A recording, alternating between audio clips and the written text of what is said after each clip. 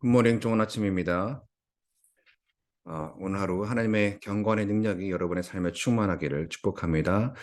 오늘 아침 주님께 주시는 말씀 함께 보겠습니다. 사무엘상 15장 24절에서 35절 말씀입니다.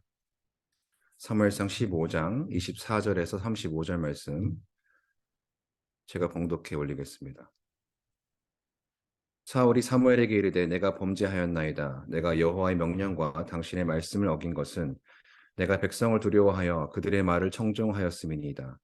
청하오니 지금 내 죄를 사하고 나와 함께 돌아가서 나로 하여금 여호와께 경배하게 하소서 하니 사무엘이 사울에게 이르되 나는 왕과 함께 돌아가지 아니하리니 이는 왕이 여호와의 말씀을 버렸으므로 여호와께서 왕을 버려 이스라엘 왕이 되지 못하게 하셨음이니이다 하고 사무엘이 가려고 돌아설 때 사울이 그의 겉옷자락을 붙잡음에 찢어진지라. 사무엘이 그에게 이르되 여호와께서 오늘 이스라엘 나라를 왕에게서 떼어 왕보다 나은 왕의 이웃에게 주셨나이다. 이스라엘의 지존자는 거짓이나 변개함이 없으시니 그는 사람이 아니시므로 결코 변개하지 않으심이니이다 하니 사울이 이르되 내가 범죄하였을지라도 이제 청하옵나니 내 백성의 장로들 앞과 이스라엘 앞에서 나를 높이사 나와 함께 돌아가서 내가 당신의 하나님 여호와께 경배하게 하소서 하더라. 이에 사무엘이 돌이켜 사울을 따라가매 사울이 여호와께 경배하니라. 사무엘이 이르되 너희는 아말렉 사람의 왕 아각을 내게로 끌어오라 하였더니 아각이 즐거이 오며 이르되 진실로 사망의 괴로움이 지났도다 하니라. 사무엘이 이르되 내 칼이 여인들에게 자식이 없게 한 것 같이 여인 중 내 어미에게 자식이 없으리라 하고 그가 길갈에서 여호와 앞에서 아각을 찍어 쪼개니라. 이에 사무엘은 라마로 가고 사울은 사울 기브와 자기의 집으로 올라가니라. 사무엘이 죽는 날까지 사울을 다시 가서 보지 아니하였으니 이는 그가 사울을 위하여 슬퍼함이었고 여호와께서는 사울을 이스라엘 왕으로 삼으신 것을 후회하셨더라. 아멘. 오늘은 후회 없는 인생이라는 제목으로 하나님 말씀을 증거하도록 하겠습니다.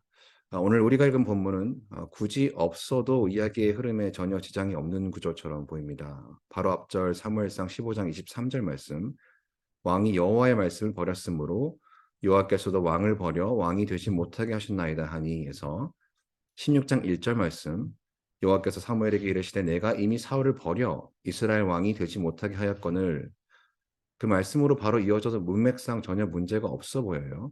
그런데 16장 1절에 이어지는 말씀을 보니까 이런 말이 있죠. 내가 그를 위하여 언제까지 슬퍼하겠느냐.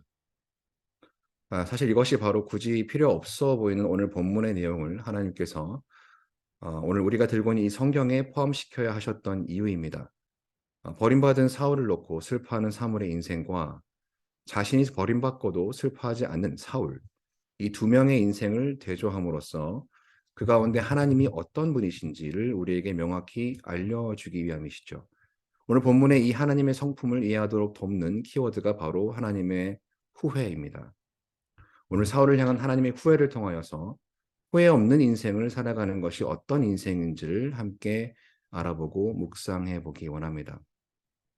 앞서 23절에 왕이 여호와의 말씀을 버렸으므로 여호와께서도 왕을 버려 왕이 되지 못하게 하셨나이다 하니라고 사무엘이 전한 말씀에 이어지는 사울의 반응이 참 재미있죠.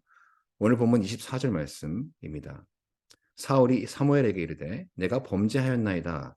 내가 여호와의 명령과 당신의 말씀을 어긴 것은 내가 백성을 두려워하여 그들의 말을 청종하였음이니이다. 자, 회개같이 들리는 이 변명이 사울의 주특기죠.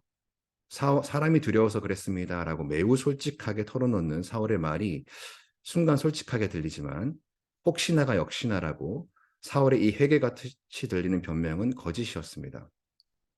이어지는 구절들에 이것이 증명이 되죠. 25절 말씀 청하노니 지금 내 죄를 사하고 나와 함께 돌아가서 나로 하여금 여호와께 경배하게 하소서 하니 자, 세 가지 문제점이 발견됩니다. 첫째로 누구한테 죄 용서를 구하고 있죠? 사무엘에게 내 죄를 용서해달라고 간절히 요청하고 있습니다. 사랑하는 여러분, 회개는 사람에게 죄의 용서를 구하는 것이 아닙니다. 오직 하나님께 나의 죄의 용서를 구해야 합니다. 사울이 13장에 이어서 두 번째 불순종의 연타를 날려놓고도 여전히 자신이 지은 죄의 근본 성격조차도 이해하지 못하고 있음을 시사하고 있는 장면입니다. 둘째로 사울은 자신의 죄뿐 아니라 회개가 무엇인지 이해하지를 못합니다. 성경이 말하는 회개는 나의 마음과 생각의 방향을 완전히 돌이켜서 즉 내가 가고 있던 길에서 완전히 돌아서서 하나님의 길로 돌아가는 것을 말합니다. 곧 삶의 방향이 완전히 뒤집어지는 것을 말하죠. 이사야서 55장 6절에서 7절 말씀입니다. 너희는 여호와를 만날 만한 때에 찾으라. 가까이 계실 때에 그를 부르라. 악인은 그의 길을, 불의한 자는 그의 생각을 버리고 여호와께로 돌아오라 말씀하시죠. 그리하면 어떻게 되죠? 그리하면 그가 긍휼히 여기시리라. 우리 하나님께로 돌아오라. 그가 너그럽게 용서하시리라. 셋째로 사울은 죄와 회개뿐 아니라 예배가 무엇인지도 이해하지를 못합니다. 25절 후반부를 보면 사울이 사무엘과 함께 돌아가고자 하는 진짜 이유가 나오죠. 이렇게 말합니다. 나로 하여금 여호와께 경배하게 하소서. 여전히 하나님을 이용해서 나를 드러내고 싶어하는 사울의 교만이 엿보입니다. 앞서 14장 37절에 사울이 하나님께 묻자오되 내가 블레셋 사람들을 추격하리이까 그들을 이스라엘의 손에 넘기시겠나이까 묻죠. 하지만 하나님은 그날에 대답하지 아니하시는지라. 자, 그 이유가 이사야서 59장 1절에서 2절 말씀에 나옵니다. 여호와의 손이 짧아 구원하지 못하심도 아니요 귀가 둔하여 듣지 못하심도 아니라 오직 너희 죄악이 너희와 너희 하나님 사이를 갈라놓았고 너희 죄가 그의 얼굴을 가리어서 너희에게서 듣지 않으시게 함이니라 말씀하십니다. 하나님을 예배한다는 것은 내 삶의 최고의 가치를 그분께 두고 또 드리겠다는 삶의 결단인데 자신의 죄도 해결되지 않은 상태에서 하나님의 복은 받고 싶은 이 기복신앙을 사울은 예배라고 생각하고 있는 것이죠. 자, 그러자 사울과 달리 죄와 회개와 예배가 무엇인지 잘 이해하고 있는 사무엘이 답을 합니다. 26절 말씀이에요. 사무엘이 사울에게 이르되 나는 왕과 함께 돌아가지 아니하리니 이는 왕이 여호와의 말씀을 버렸으므로. 자, 사울에게 그의 진짜 문제를 상기시켜 주죠. 여호와께서 왕을 버려 이스라엘 왕이 되지 못하게 하셨음이니이다. 그렇습니다. 우리 신앙의 어려움과 갈등의 근본 문제는 우리가 주일에 예배당에 나와서 예배를 조금 덜 드리고 더 드리고의 어떤 행위의 문제가 아니라 바로 하나님의 말씀을 버렸기 때문입니다. 그러나 이를 여전히 깨닫지 못하는 우리는 사울과 같은 실수를 반복하게 되죠. 27절 말씀입니다. 사무엘이 가려고 돌아설 때에 사울이 그의 겉옷자락을 붙잡음에 찢어진지라. 제 4살 아들이 한창 몬스터 트럭이라는 그 미니어처 트럭 장난감에 꽂혀 있을 때 장난감 코너만 가면 떼를 부려요. 자기가 원하는 걸 안 사주고 제가 돌아서서 가려 하면은 제 겉옷을 잡고 늘어집니다. 그러면 제가 아들에게 뭐라고 할까요? 서진아, 너 평소에 아빠 말도 안 들으면서 이런다고 되는 거 아니야. 근본 문제는 아버지의 말씀을 버렸기 때문인데 우리는 우리가 원하는 대로 안 주시고 응답하시지 않은 것처럼 보일 때 주님의 겉옷자락을 붙잡고 주님 이 기도는 꼭 들어주셔야 돼요. 라며 떼를 쓰고 있지는 않은지. 자, 그런데 사울이 사무엘의 겉옷자락을 붙잡은 것보다 더 중요한 단어가 이어서 나오죠. 찢어진지라 말합니다. 자, 히브리어로 카라라는 동사인데 왜 이 단어가 중요한가 보았더니 28절에 사무엘이 그에게 이르되 여호와께서 오늘 이스라엘 나라를 왕에게서 떼어라고 할 때 이 떼어라는 단어에 같은 히브리어가 쓰였어요. 성경은 이렇게 의도적으로 같은 단어를 배열하여서 사무엘의 옷이 찢어진 사건을 통해서 나라가 분리될 것을 상징적으로 보여주죠. 열왕기상 11장에 같은 그림이 나옵니다. 길을 가던 여로보암에게 선지자 아히야가 나타나죠. 자신의 새 옷을 12조각으로 찢어서 10조각을 여로보암에게 주면서 솔로몬의 손에서 나라를 찢어서 10지파를 그에게 줄 것을 미리 보여주는 모습입니다. 자, 그런데 여기서 중요한 것은 당시 사무엘이 입고 있었던 옷이 민수기 15장 38절에 따르면 그의 옷단 귀에 청색 끈이 메어진 술이 달려 있었어요. 자, 이 술은 이스라엘이 하나님의 언약 백성으로 구별된 민족임을 알리는 일종의 리마인더였습니다. 사울이 사무엘의 겉옷자락을 붙잡아 찢어졌을 때 바로 이 사무엘 선지자의 옷에 달린 술이 뜯어진 것이죠. 열왕기상의 아히야 선지자를 통해서 보여진 대로 사무엘 선지자의 옷단 귀에 달린 술이 뜯어진 것은요. 사울이 왕으로 다스리는 나라가 빼앗길 것이며 자 28절 이어지는 말씀에 사울보다 더 나은 왕의 이웃 즉 하나님의 마음이 합한 자 다윗에게 넘어갈 것을 알리는 일종의 계시죠. 여러분 다윗 언약을 통해 하나님께서 다윗에게 약속하신 바를 기억하시죠? 사무엘하 7장 15절 말씀에 내가 내 앞에서 물러나게 한 사울에게서 내 은총을 빼앗은 것처럼 그에게서 빼앗지는 아니하리라 말씀하십니다. 자, 돌려 말하면 오늘 사무엘의 술이 뜯어진 것은 다윗과 달리 사울은 하나님의 언약으로부터 끊어질 것을 알리는 징표입니다. 28절 마지막에 주셨나이다라는 말의 히브리어 원어를 보면요. 과거 완료형으로 되어 있어요. 즉 하나님께서 이미 정하신 바 되었고 하나님께서 한 번 정하신 바는 아무도 돌이킬 수 없음을 말하고 있는 것이죠. 그 증거를 29절에 이렇게 말씀하십니다. 이스라엘의 지존자는, 자, 지존자의 원어를 보면 영광스러우신 분, 영원히 계시는 분, 변함이 없으신 분 정도로 해석이 됩니다. 바로 이러한 하나님의 속성이 이어지는 말씀에 이어지죠. 거짓이나 변개함이 없으시니 그는 사람이 아니시므로 결코 변개하지 않으심이니이다 하니, 여기서 변개하다에 해당하는 히브리어 나함은 후회하다라는 말과 같은 어근의 말입니다. 변개함이 없으시다는 말은 후회하지 않으심이니다와 같은 말이죠. 그러나 이어진 말씀을 보니까 사울은 하나님 앞에 후회가 가득한 인생을 보여줍니다. 30절 말씀. 사울이 이르되 내가 범죄하였을지라도 이제 청하옵나니 내 백성의 장로들 앞과 이스라엘 앞에서 나를 높이사 나와 함께 돌아가서 내가 당신의 하나님 여호와께 경배하게 하소서 하더라. 자, 25절과 동일한 모습을 보여주죠. 죄를 우습게 여기고 회개와 예배가 무엇인지 모르는 모습입니다. 변개치 않으시는 하나님만큼이나 변개치 않는 사울의 죄성이 돋보이는 구절이에요. 결국 하나님을 경배하러 가자고 사무엘을 종용한 이유와 목적이 자신을 높이기 위함이라는 것이죠. 하나님을 예배하는 일을 통해서 자신이 높임 받으려 하는 것이야말로 교만이라고 성경이 말하고 있는 것입니다. 사도 바울은 이를 두고 디모데 전서 6장 5절에 이렇게 말합니다. 마음이 부패하여지고 진리를 잃어버려 경건을 이익의 방도로 생각하는 자들이다 말합니다. 개역 한글 성경을 보시면 이익의 재료로 생각한다라고 말을 하죠. 사랑하는 여러분, 경건을 이익의 재료로 생각하지 마시고 사용하지 마시고 경건의 유익을 삶으로 누리시기를 축원합니다. 디모데전서 4장 7절 말씀에 이렇게 말씀하시죠. 망령되고 허탄한 신앙을 버리고 오직 경건에 이르기를 연습하고 훈련하시기 바랍니다. 사울이 망령되고 허탄한 신앙을 버리지 못한 이유가 30절 자신의 말에 묻어납니다. 30절에 사울은 내 백성의 장로들, 하나님의 백성을 자신의 백성으로 여기죠. 그런가 하면 당신의 하나님이라고 말합니다.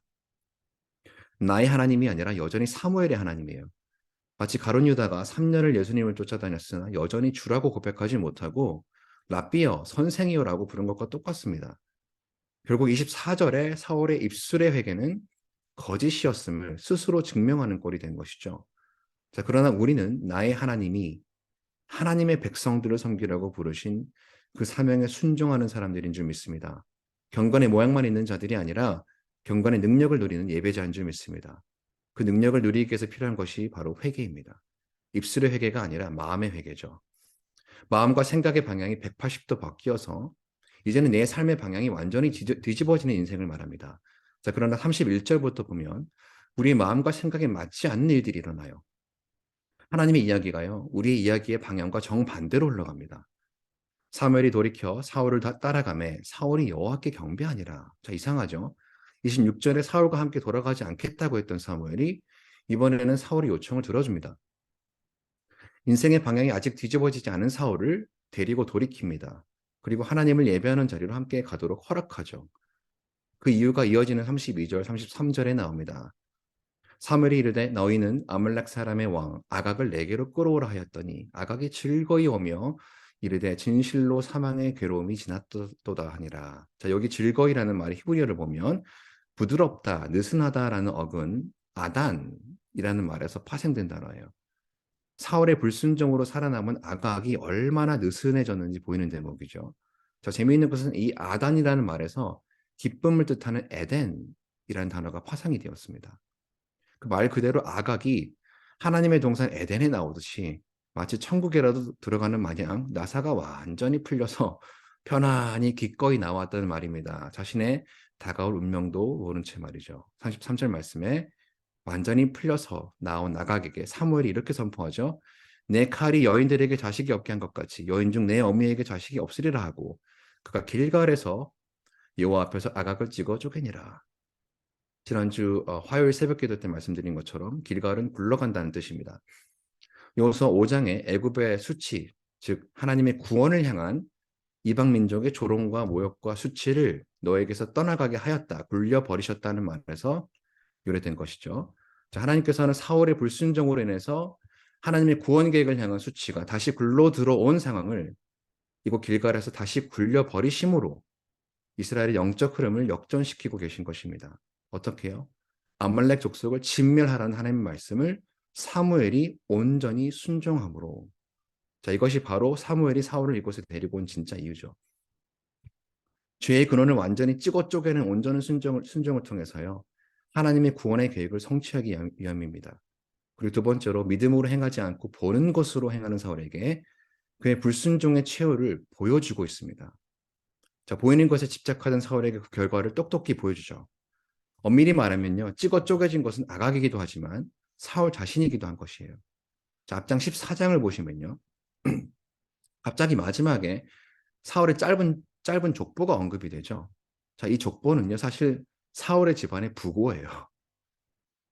실제로 사울과 그의 세 아들이 모두 죽고 거기에 언급된 세 아들이 모두 죽고 사무엘 하에 가서는 그의 군대 장관 아브넬도 요압의 손에 죽게 되죠. 자, 앞으로 다가올 사울의 운명, 바로 하나님이 후회하시는 인생의 단면인 것입니다. 34절에 이제 둘은 각각 자신의 집으로 돌아갑니다. 사무엘은 라마로 가고 사울은 자신의 집 기브아로 올라가죠. 공동체 목양이 공식 발족되고 지난주부터 저희 공동체에 속한 목자 목녀님들을 만나 뵙고 있습니다. 목자 목녀님들의 기도 제목을 여쭤보면요. 하나같이 목원들 기도 제목을 말씀하세요. 목자 없는 양과 같이 고생하고 비진하는 우리를 보면서 불쌍히 여기신 그 예수 그리스도의 심장을 저는 보게 되었습니다. 목사님, 우리 목장에 이런 목원이 있습니다. 삶이 너무나 고생스럽고 기진하여서 주님 앞에 나오기 힘들어합니다. 이분들 생각하면 눈물이 납니다. 너무 사랑스럽고 돕고 싶은데, 섬기고 싶은데 이상하게 점점 더 연락하기 힘들어지고 그 가운데 제가 어찌할 바를 몰라서 답답합니다. 때로는 이런 제 자신을 보면서 내가 정말 믿음으로 사는 사람이 맞나 싶어서 마음이 통해합니다. 말씀하세요. 사랑하는 여러분, 특별히 제가 너무나 존경하고 사랑하는 우리 AKBC 목자 목녀님들, 이 모습이 바로 35절에 나온 사무엘의 마음이고 여러분의 마음입니다. 35절 말씀이 이렇게 말하죠. 사무엘이 죽는 날까지 사울을 다시 가서 보지 아니하였느니 이는 그가 사울을 위하여 슬퍼함이었고 여호와께서는 사울을 이스라엘 왕으로 삼으신 것을 후회하셨더라. 사무엘이 사울을 다시 가서 보지 아니하였으니라는 말은 죽기까지 얼굴을 상면조차 하지 않았다는 말이 아니라 사무엘이 선지자로서 권고를 더 이상 할 수 없었음을 말합니다. 이 사실이 사무엘을 슬프고 애통하게 한 것이죠. 이 사무엘의 슬픔에는요. 사울의 회개를 위해서 끊임없이 계속해서 기도했었다는 의미가 내포되어 있습니다. 그러나 우리를 정말 답답하게 하는 구절이 있죠. 여호와께서는 사울을 왕으로 삼으신 것을 후회하셨더라. 29절에 분명히 이스라엘의 지존자이신 하나님께서는 변개함이 없으시다, 후회하지 않으신다 하셨는데 왜 35절에서 뜻을 돌이키시고 후회하시는 하나님처럼 말을 하고 있는 것일까요? 첫째로 우리의 제한된 인간의 생각과 이성과 느낌으로 무한하시고 영원하신 하나님을 표현하고자 하는 한계를 인정해야 합니다. 하나님의 사역과 마음을 인간의 관점에서 최대한 이해하도록 돕고자 하다 보니까 후회라는 단어를 써야만 했던 것이죠. 사실은 후회라기보다는 인간의 죄를 향한 하나님의 슬픔이라는 단어가 더 적절할 것 같습니다. 창세기 6장 5절에서 6절 말씀이 이렇게 나오죠. 여호와께서 사람의 죄악이 세상에 가득함과 그의 마음으로 생각하는 모든 계획이 항상 악할 뿐임을 보시고 땅 위에 사람 지으셨음을 한탄하사 마음에 근심하시고 라고 말씀하세요. 둘째로 하나님께서 거짓이 없고 변개함이 없으시다는 말은요. 성경의 큰 구속사적인 관점으로 보면 하나님의 크신 구원 계획을 가리키고 있는 말씀입니다. 즉 하나님께서 택하신 자들을 구원으로 인도하시는 그 크신 계획에는 거짓이 없고 변개치 않으신다는 말이죠. 그러나 그 구원의 계획을 이루시기 위해서 중간중간 우리 인간의 제한된 관점으로 보기에 그분의 마음과 생각을 바꾸시는 것처럼 보일 때가 있다는 것입니다. 가장 좋은 예가요. 바로 납니다. 오늘 내가 살아있다는 사실이에요. 그 사실 자체가 하나님께서 나를 창조하시고 나를 구원하신 그 생각을 바꾸시지 않으셨다는 겁니다. 예레미야 예가 3장 22절 23절 말씀. 여호와의 인자와 긍휼이 무궁하심으로 우리가 진멸되지 아니함이니이다. 이것들이 아침마다 새로우니 주의 성실하심이 크시도소이다. 첫 인류가 범죄했을 때 하나님께서는 분명 창세기 2장 17절에 선악을 알게 하는 나무의 열매는 먹지 말라. 내가 먹는 날에는 반드시 죽으리라 말씀하셨죠. 그러나 이는 독생자 예수님을 이 땅에 보내시기 위한 그분의 변개치 않으시고 후회하지 않으시는 크신 구원 계획을 이루시고자 하는 말씀이었습니다. 그 증거가 여러분 잘 아시는 요한복음 3장 16절에 나오죠. 하나님이 세상을 이처럼 사랑하사 독생자를 주셨으니 이는 그를 믿는 자마다 멸망하지 않고 영생을 얻게 하려 하심이라. 내가 먹는 날에는 반드시 죽으리라 말씀하신 하나님이 그를 믿는 자마다 죽지 않으리라로 바꾸셨어요. 독생자 예수를 희생하셔서 우리를 향한 이 구원의 계획을 이루시고 성취하셔야 했던 하나님을 두고 하나님이 생각을 바꾸셨다. 뜻을 돌이키시는 후회하신 하나님이다라며 불평할 수 있겠느냐는 말이죠. 사랑하는 여러분, 하나님의 우리의 죄를 향한 슬픔과 근심과 후회 때문에 우리가 오늘 살아 숨쉬고 있음을 믿으시기 바랍니다. 우리의 죄를 향한 그 슬픔을 이기지 못하셔서 그분의 죄를 향한 맹렬한 진노를 독생자 예수에게 부으심으로 오늘 내가 살아 숨쉬고 오늘 아침 이곳에 앉아서 말씀을 대면하고 있음을 믿으시기 바랍니다. 그 복음의 은혜를 누리시기 바랍니다. 그 하나님의 근심을 삶으로 살아내시는 기쁨을 누리시기 바랍니다. 마음에 깊이 근심하시는 목자 목녀님들을 신방하면서 제가 이렇게 말씀을 드렸습니다. 집사님께서 이렇게 마음의 영혼을 향한 근심을 하고 있다는 사실 자체가 이 사실이 집사님이 믿음 안에 있다는 증거이고 이미 그리스도 안에서 새로운 피조물이시고 이미 화목하게 하는 직분을 감당하시는 거듭난 삶을 살고 있다는 증거입니다. 그렇습니다. 하나님의 뜻대로 근심하는 것은 다른 것이 아닙니다. 바로 나의 죄를 향한 하나님의 슬픔을 품는 것이고 후회라고 표현하실 정도로 나의 죄를 향해서 통해한 그 하나님의 심령과 심장을 가지고 기도하며 주님 앞에 자복하며 나아가는 것입니다. 이것이 바로 고린도후서 7장 10절에 사도 바울이 말한 후회 없는 인생입니다. 하나님의 뜻대로 하는 근심은 후회할 것이 없는 구원에 이르게 하는 회개를 이루는 것이요. 세상 근심은 사망을 이루는 것이라. 세상 뜻대로 보이는 것으로 근심한 사울은 그의 영과 육이 죽임을 당하는 최후를 맞이합니다. 하나님께서 후회하는 인생이 되어버리십니다. 그러나 오늘 우리는 하나님의 뜻대로 하는 근심으로 말미암아 후회 없는 인생을 이미 살고 계시고 후에 주님 앞에 섰을 때도 주님께서 후회하지 않으신 삶을 살았노라며 당당히 고백하게 될 줄 믿습니다. 오늘 말씀을 맺으면서 우리 삶에 적용해야 할 두 가지 적용점을 간단하게 나누겠습니다. 첫째로 경건을 이익의 재료로 삼지 말고 경건의 능력과 유익을 누리는 삶을 사시기 바랍니다. 즉 예수님을 닮아가는 삶을 사시기 바랍니다.